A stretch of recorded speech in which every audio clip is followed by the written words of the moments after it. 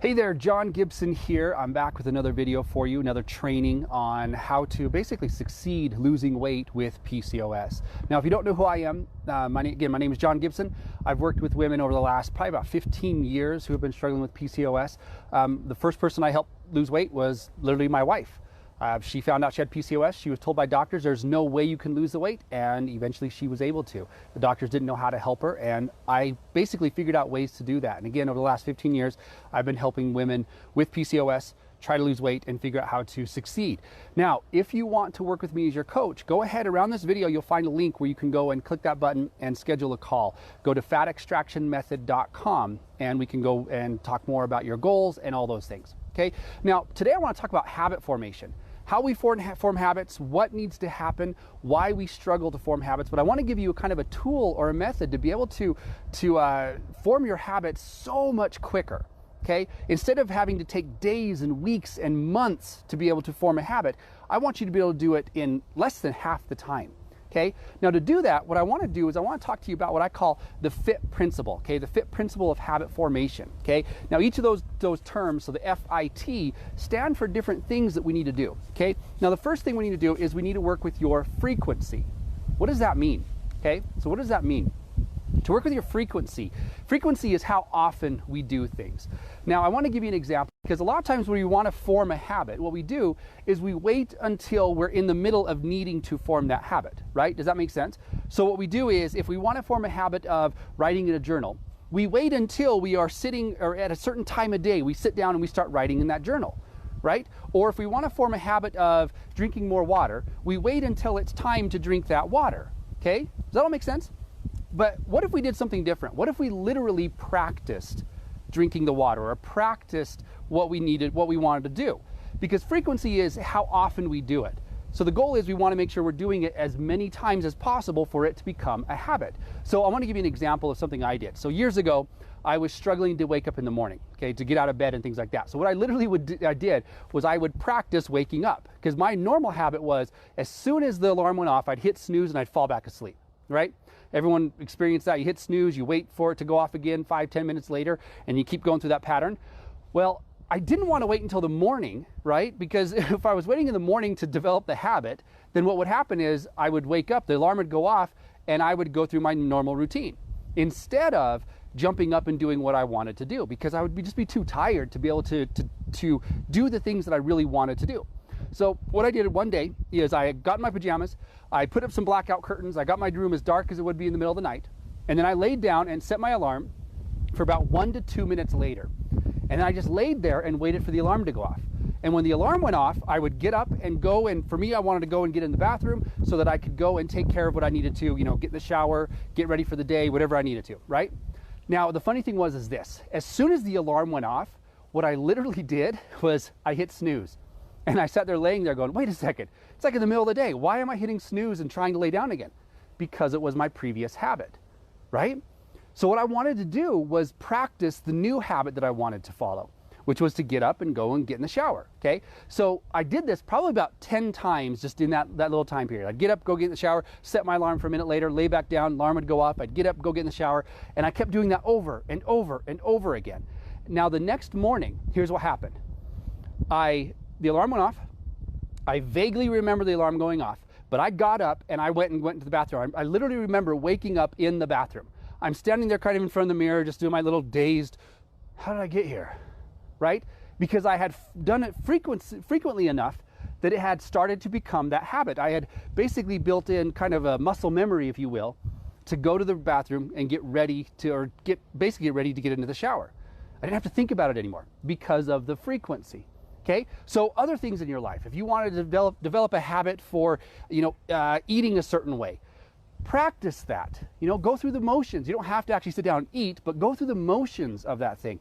If you want to practice exercising, well, practice getting ready for exercise, right? If you want to practice drinking water, practice it. You don't have to necessarily drink it, but get in the practice mode of doing that. Increase the frequency that you actually do something so it becomes more of a habit. Okay? Does that all make sense? Now, the next thing we want to do. Next thing is the intensity of what we want to do. Now, when I talk about intensity, what I mean is bringing up certain feelings, certain emotions, because here's what happens, right? Literally, we can create a new habit in a moment, okay? If we have a strong enough emotional response, that habit can be created immediately. Now, if we want to have that habit start a little bit sooner, we can follow the same type of pattern where we can create an emotional response, okay? So if someone's been in a traumatic experience, they may start a habit that moment. And from that moment on, they have that habit, right? Or think about this, okay, food-wise. A lot of us struggle with eating food, eating too much food. So the goal is we want to stop when we feel satisfied. I teach about mindful eating on a regular basis, right? Now, mindful eating basically means you eat until you're satisfied, you eat slowly, you put your fork down, but no one is rewarded for putting their fork down. You know, think about growing up as a kid. Would your parents ever do this? You know, you're eating your food, you get done, you put your fork down, you say, okay, I'm satisfied. You look at your plate and there's half the food still on your plate. Would your parents ever go, hey, nice job. Good job for doing that. Way to not eat all your food, right? Did that ever happen?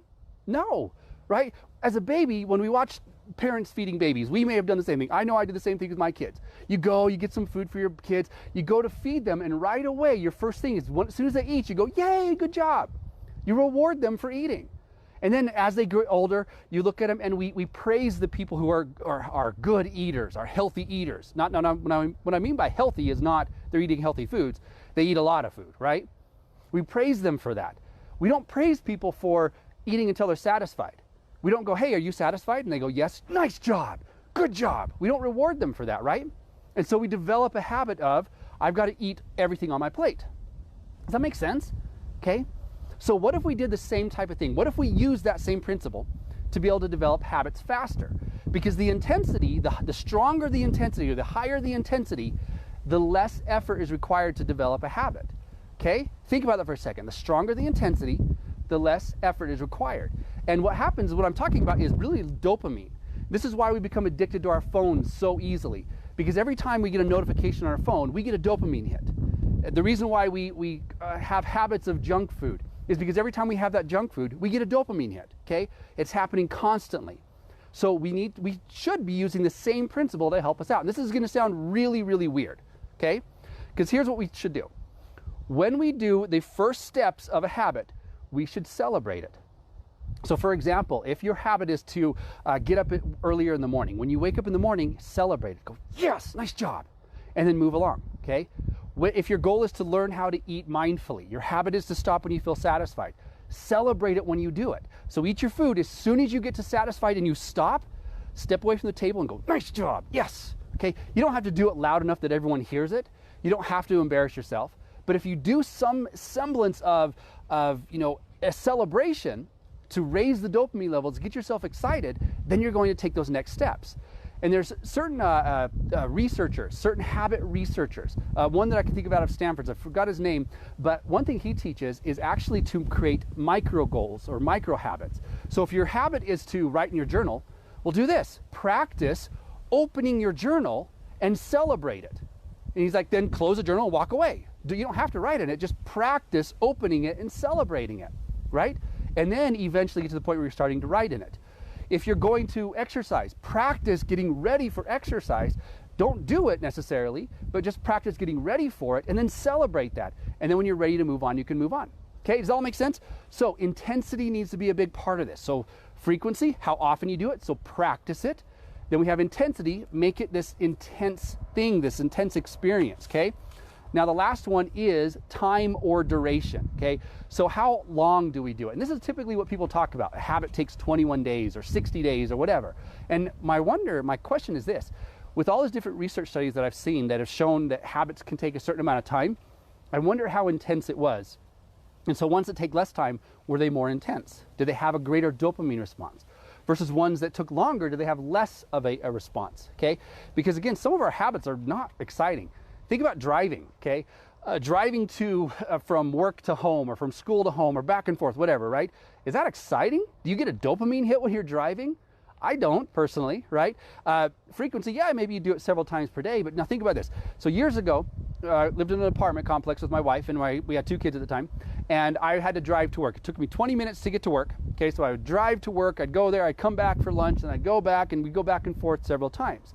Now, after a couple of years of doing that, so a long duration of developing that habit, then I moved to a new place. I moved with my wife, my 2 kids to another place, about 20 minutes in the opposite direction from where I work.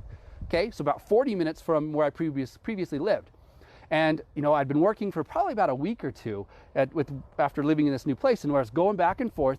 But one day I got done from work. It was like 11 o'clock at night or so, and I walked up to my car, and I was just exhausted. Okay, and so I go up and I get in my car and I just start driving, and I get home. Okay, I walk up the stairs, I get my house keys out, I go to the door, and they don't fit. And I'm sitting there going, what's going on? Finally, I take a step back and I look up and I'm like, I'm at the wrong apartment. Okay, I went 20 minutes in the wrong direction, so I had to drive 40 minutes to get home. Does that make sense? Okay, that was a habit that was so ingrained, but there was no intensity. Yeah, there was some frequency to it, but the duration, years of doing this, that habit was still there. But I wasn't going to make driving the other way home really exciting. I guess it would have been exciting because I'd actually get home, so that'd be the intensity part of it. Okay, so eventually would become a habit, right? So those are the 3 things we need to do. Number 1 is we've got to work on frequency. So literally practice your habit. Outside of when you really want to do it, just take some time and practice your habit. Number 2 is the intensity. Make it more intense. Celebrate what you do. Celebrate during the practice. Get yourself excited for doing it, okay? And number 3 is the duration. Yes, we've got to have time. So, I totally forgot this about the duration, okay? So with the duration side of things, one thing to do also with that is we need to, try to do something where you don't break the chain. Have several days in a row of doing it. There's several apps out there that you can find. One, I can't remember the names of the apps, but one app in particular, it helps you grow a tree, okay? And as you're doing the habit, every day you do it, the tree grows a little bit more. But once you stop doing the habit and you miss a day, the tree dies, you have to start all over again. Another one does a chain, it builds a chain. And again, you make the chain longer and longer and longer. You get the rewards for doing it. But once you stop doing what you said you'll do, the chain dies, it falls apart, you're done, you have to start all over again, okay? So keep that chain going, okay? So again, frequency, practice it. Intensity, celebrate it. Time, do it, and don't break the chain, go as long as you can. Okay, now, if you would like more information like this, if you would like my help, my personal help in creating and developing your own habits so that you can lose weight with your PCOS, go ahead and go to fatextractionmethod.com and we'll talk there. Okay, thanks for watching. I'll talk to you later. Hey there, I hope you liked this video and I hope you got something from it, something you can go and apply today. And if you did, go ahead and subscribe to the channel and like this video. And more importantly, go ahead and share it with your friends so that they can get the same benefit that you have. Thanks for watching, and I've got more to share with you in the coming weeks.